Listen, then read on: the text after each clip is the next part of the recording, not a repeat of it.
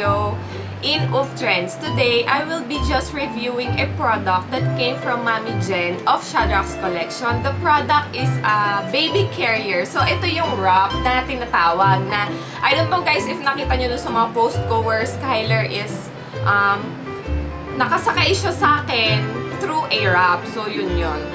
So, inside the pouch, you'll find this pouch na very luxurious kasi meron siyang embroidery na design. So, pwede itong i-recycle. Then, you can also put your wrap inside once you're traveling outside with your baby. So, nandito nakalagay yung logo nila, which is Shadrach's collection. Inside, makikita nyo yung brochure. Meron silang brochure na nakalagay dito yung details. So, first page is yung pinaka-logo nila with a model wearing her baby on a ring sling. So, meron din kami nito ni Skylar. Same design. So, same color, same design. Yan na yan yung sa amin ni Skylar. Yan yung first carrier namin that came from Shadrach's collection. And then inside, there's the details of what is baby wearing. Then, second page, yung sizes, regarding the sizes, details of how will you choose kung anong size yung best for you. And then, third one is yung mga pros and cons of baby wearing. Then, fourth page is yung why they love baby wearing. So, dito nyo makikita kung why do we invest a lot or why are we so addicted in baby wearing. And then, on the back part, starting here, so ito yung pinaka-logo nila. And then, ito si Mami Jen with her baby Shadrach. So, si Shadrach yung pang third baby niya na binaby wear niya. So, dyan siya nagsimula as I've learned kasi medyo matagal na rin kami magkakilala ni Mami Jen. So, yon. And then, dito sa side na to, yung details on how you're gonna wash your carrier or your wrap. So, nandito nakalagay yung how are you going to take care of your wrap. So, itong wrap is hand-woven siya na mano-mano. Yung mga luma na, yung ginaganon na made in kahoy yata yun. Basta, or parang something in bamboo na yung talagang mano-mano siya ginaganyan. So, that's how the wrap was made. And then, inside, you'll also find a CD that's meron siyang mga tutorial inside and a preview about baby wearing. So, it came in the package. And then, eto na, inside, dito nyo na makikita yung wrap. So, eto siya. Mami Jen is so kind enough to send me her latest and limited edition wrap, which she called is Goddess of Beauty. So, naniniwala naman talaga ako na Goddess of Beauty kasi siya. Kasi sa color pa lang niya, ang ganda na talaga. The size she gave me, size 4. Kasi I remembered she asked me before kung anong size yung preferred ko. Since hindi ako wrap hustler, ang hiningi ko kay Mami Jen is yung katamtaman lang na size, which is size 4. This size is very good on newbies. So, if you wanna start on learning how to baby wear using a wrap, size 4 is very recommended for you, just like I did. Ito yung hiningi ko para hindi ako malunod dun sa tela or dun sa tinatawag na hindi ma-overwhelm sa laki ng tela. So, the wrap is made from Ilocos, Philippines. Si Mami Jen, sarili niya tong business na tinathilik niya yung sariling atin using our very own material. So, ito, hinabi to gamit nga yung native na traditional way of weaving ng mga wraps. Sa ibang bansa kasi iba din yung style nila eh. Although, gumagawa din sila nung hand-woven, yung mano-mano. Meron din naman silang yung mga machine-woven, which is yung madalian. So, kanya-kanyang technique yan eh. Siyempre, gusto ko mas masubukan muna namin ni Skylar yung sariling atin. So, ito, na-weave siya using a flowerette design. So, compared to different wrap, dun sa mga karaniwang wrap na nakikita ko is very smooth siya. Wala siyang design. I mean, wala siyang pattern or wala siyang naka-emboss na part. Unlike this one, meron siyang flowerette design. So, this wrap is a size 25 inches in width and has colors of dark blue, royal blue, purple, fuchsia, deep red, and tangerine. Ang kinaganda nito is pwede mo siyang i-hand wash and pwede mo din siyang i-machine wash. Since malaki yung tela, pwede mo siyang i-machine wash. So, it won't damage your wrap even gumamit kayo ng washing machine for this one. So, this wrap is made from 40% linen dun sa warp niya. So, yung warp na tinatawag is yung mga thread na papatayo. So, parang yun yung pinaka-base nung tela mo. And then, the weft na tinatawag, which is yung parang siya yung pan-design or yung other color na pag tinahi mo, siya yung bumabalik-balik na iniikot-ikot mo lang dun sa pinaka-haba or dun sa pinaka-lapad ng tela. So, yun yung weft na tinatawag. And the weft is made from 60% cotton. So, napansin ko na sobrang lambot niya na kagad. Kasi, although nagbabasa-basa ako and recently, we also got ourselves ng Little Frog na brand. So, Little Frog is an imported brand. Kaya gusto namin masubukan yon. And sobrang laki ng tela niya. Na-overwhelm ako dun kasi she's the biggest size yata. Anyway, so yung Little Frog na yun is plain lang siya. And napansin ko, kahit na pre-love siya, I got it from a mama as well na nagbe-baby wear. And very love yung wrap na yon. Pero medyo matigas pa siya. Hindi pa siya easy i-maneuver pag ginagamit mo. Yung easy maneuver means hatak-hatakin, iba-ibahin, or iporma. So, hindi pa siya ganun kalambot. But then, when we got this one, kahit na bago siya and brand new, malambot na talaga siya. So, konting break-in na lang yung ginawa namin ni Skyler para mas maging maneuver siya sa paggawa namin. Especially on positioning Skyler bago ko ibuhol or inat dun sa likod ko or even sa harap. So, ano ko muna to talagang ni-road test ko muna bago ko ginawa ng review today kasi gusto ko talagang malaman kung ano yung quality niya. And may napansin akong isang bagay. Siguro ito lang yung gagawin kong cons regarding this wrap is yung flowerette design niya. Kasi yung kuko ko, medyo mahaba.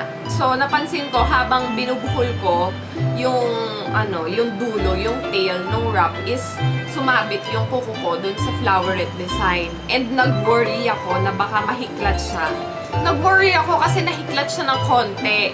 So, nag-aalala ko baka siya matastas. Pero, inayos-ayos ko lang. So, hinatak-hatak ko lang siyang ganyan. In-stretch ko lang. Bumalik siya sa dati. So, siguro yun lang yung cons na masasabi ko dito. Be careful lang when you have a flowerette design or any pattern na naka-emboss doon sa wrap nyo. Lalo na kahapon na si Daddy kasi yung nag-wear kay Skyler. And may bracelet si Skyler, diba? So, may time na sumabit yung bracelet ni Skyler dun sa flowerette design and lucky enough na naagapan naman yun ni Daddy Jet kaya hindi nagkaroon ng diferensya or hindi nasira yung tela. Kaya naman, I am very delighted na i-share sa inyo kung ano yung usually namin ginagawa dito sa wrap. So, ito yung pinaka-favorite naming type of carry, which is the front wrap cross carry, and ito yung pinakamadali. Ito yung wrap, and baliktaran siya.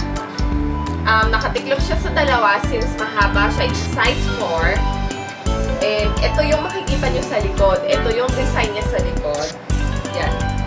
Ayan yung mga colors niya. Yung weft na sinasabi ko is yung design niya or yung thread niya na blue. So, siya yung thread na going here. Going pababa. And then, the warp is yung thread or design na going pababa. So, I will show you guys kung ano yung itsura niya sa harap. Ito yung flowerette design na sinasabi ko. So, di ba, ang ganda niya. Mukha talaga siyang flower. And, it's very attractive. Nag-add siya ng dimension doon sa wrap natin. Nagkaroon siya ng dimension since naka-emboss yung flowerette design. And, doon sa pinakagitna, you'll see the Shadrack's Collections logo. And ito rin yung magiging guide nyo kung saan nyo dapat ipwesto yung wrap nyo. So, the Shadrack's Collection logo must go doon sa center. So, tinatapat nyo lang yan sa pinaka-center ng body nyo. Gather the wrap, gather the tela, place it hanggang doon sa likod nyo. So, ito yung magiging itsura niya sa likod. Ako, ang ginagawa ko, iniipit ko yung tela dito sa may gitna ng hita ko. And then, I'm reaching dun sa kabilang dulo ng tela on my left hand and then dragging it upwards doon sa shoulder ko. Yan. Then, gather the tela again. And, ipwesto nyo lang siya dyan sa taas ng shoulder. And then, getting yung kabilang side, ang iipit ko naman dun sa may hita ko is yung tela na nag-gather na natin. So, iipit ko yan sa hita ko para hindi na siya magalaw. And then, I'm getting again yung pinaka-top part ng tela.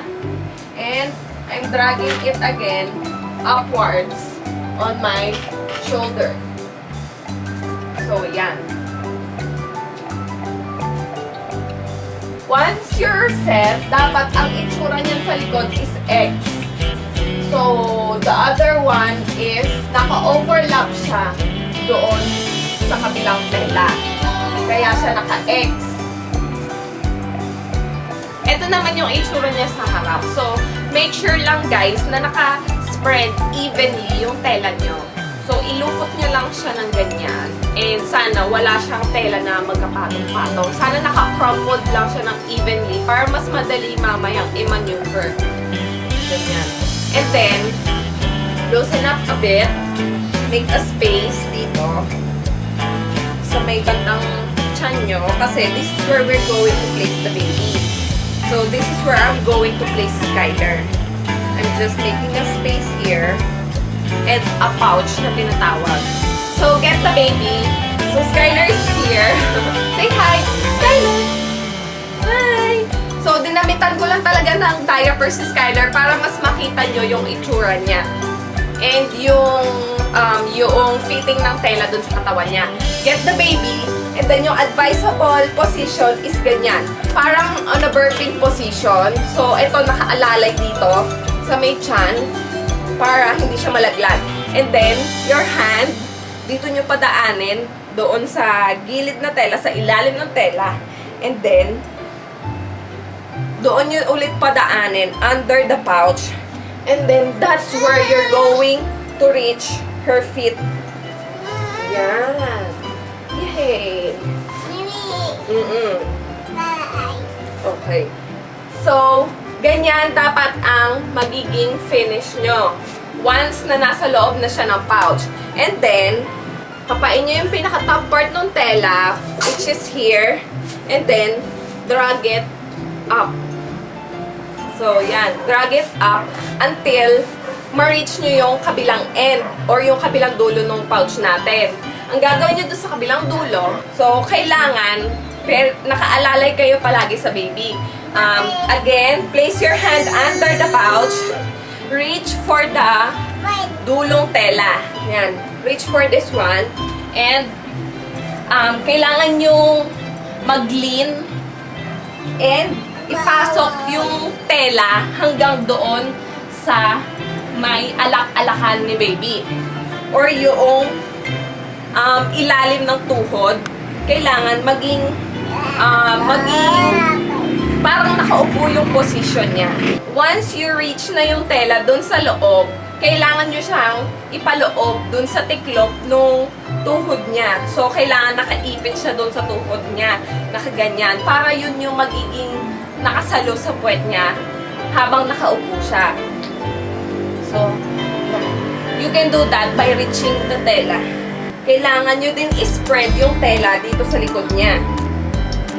Tapos, pwede nyo nang hawakan yung magkabilang dulo and make adjustments.